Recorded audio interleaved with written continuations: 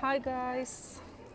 Uh, I am still in Mexico in San Miguel de Allende, beautiful town. And taking advantage of the beautiful place, I wanted to jump into my fourth story that I wanted to share with you, which is about saints in our lives. I don't know if we all realize, but there are people around us who are saints. And sometimes when we meet somebody, we know they're such good people, right? There's a good aura about them. And I met at least three such people that I wanted to tell you about, that I knew instantly that these are saints. So first person that comes to mind is a person that my mom knew. She worked with her. It was an elderly lady who was very humble, always dressed humbly, and she didn't talk about how she felt about faith with everybody, but she somehow opened up to my mom. So she was telling my mom that she prays a lot, that she prays for people, that people come to her to ask her for a prayer, right? And she would do it. That she would pray for people who passed away. And she also said that the more she prayed for people who passed away, the more those people came to her in her dreams. And I remember years ago talking to one priest who said that those souls on the other side, they can come on earth with God's permission to ask for prayers, but they will only come to somebody who will recognize that request for a prayer, right? And she was very well connected, so she would recognize such a request. And she had constantly people, different people from work, people she knew years before, coming in her dreams asking for a prayer. And she also one time had a situation that she told my mom about, that she woke up and she couldn't move her legs. She opened her eyes and she saw Jesus as if he was lying against her legs, resting against her legs. So she told her daughter, who was a medical doctor, about that experience. And the daughter, who was also a believer, but she tried to rationalize it. And she said, you know, Mom, you most likely had this low oxygen level. That's why you had this vision. It was a medical, condition. And that lady told my mom, she said, I didn't question what my daughter said, but I also know what I knew. I know what I saw, and I know what I experienced, right? So we always looked at her, very humble lady, as a saint.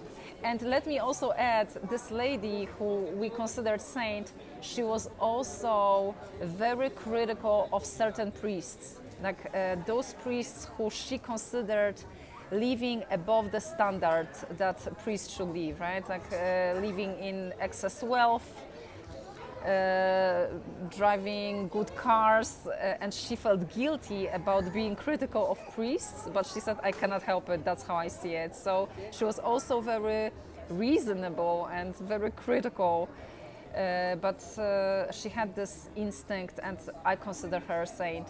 Another person whom I knew right away, I'm talking to a saint, and I even saved him on my phone as a Saint Sergei, because he was from Belarus, I believe, was a guy whom I met on a walking pilgrimage to American Częstochowa. I talked about this pilgrimage in my second video. So I met this person who right from the first minute came across as very religious and strongly believing. And he started telling me that he's married, they couldn't have kids, so they adopted two daughters. And he said that from some time ago he started feeling very strong need to pray a lot. And he started praying and starting early in the morning, like waking up before the day started at 5 a.m. in the morning and praying until like 7 a.m. And at that time, I've never heard about somebody praying like that, right? Like intensely like that. And he said that during one of those mornings, he experienced something that he's never experienced before. He started feeling like the warmth, the energy coming on him, such an ecstasy. He said he felt like an ecstasy. And he compared it, listen to that, because this is what was very surprising to me. He compared that feeling as if having an orgasm. And I was like, wow, what an interesting comparison, right? For somebody talking about God and faith, comparing to a sexual pleasure, right? So I remembered what he said back then. But he was a very humble person, right? And he was married, and it was not in a sexual context at all. He was talking very humbly about it. And he said, I didn't know how to interpret that experience. It was such a joy. So he also told me that he was later on going on some praying groups. Like he was looking to get that experience again. Like he was like, this was so incredible. It was out of this world. And he was also trying to be a channel for other people to experience that, right? So when he was praying, he was like, I would love for other people to experience what I have experienced. So he was trying for other people to access this feeling through him. He was praying for that. So when I met him back then, and when I was talking to him back then, I never met him again, but I knew, I'm like, oh my gosh, I'm talking to a saint person. And then a third person that I want to tell you about is the person that I spoke to for the first time, actually second time. But when I realized that I'm talking to a saint, was very recently, was probably like a month and a half ago. And this person, believe it or not, is my best friend's, childhood friend's son. My childhood friend with whom I grew up from first grade, she has two kids. One is 18, her son is 18, and her daughter is, I believe, 14 years old. And I knew from her that her son is very much into faith, that he's a servant during the masses, that he's very devoted. And last year she actually told me, you know what, I don't know, maybe he will join priesthood. And I was surprised, but I'm like, wow, it's impressive, right? Like he's a young guy, good looking guy who exercises, really handsome guy. And I'm like, wow, this is great, right? But I never talk with him about faith, right? So recently my friend called me and we were talking, and he walked into the home, and she somehow put him on speaker, right? Guys, when I started talking to him, I was shocked. Right from the first minutes, when he started talking about faith, the need to spread the good news, the need to bring people to God, to show them how much hope faith gives, right? To bring them closer to God.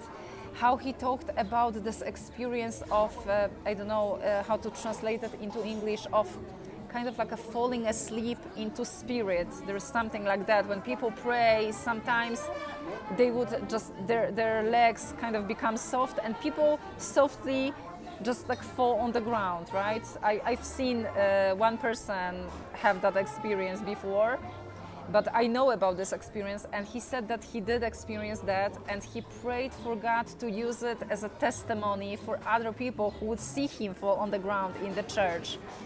And after that, there was a young girl who came up to him and said, thank you, because it was such a beautiful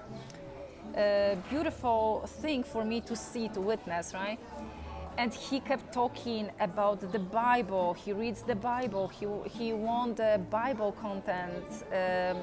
contest in Poland, in one of the cities in Poland. So he's going to the second level of that contest right now. When I talked to him, guys, I was so humbled. at first I thought, am I going to be a good partner for the discussion for him, because he has such a depth and such a knowledge.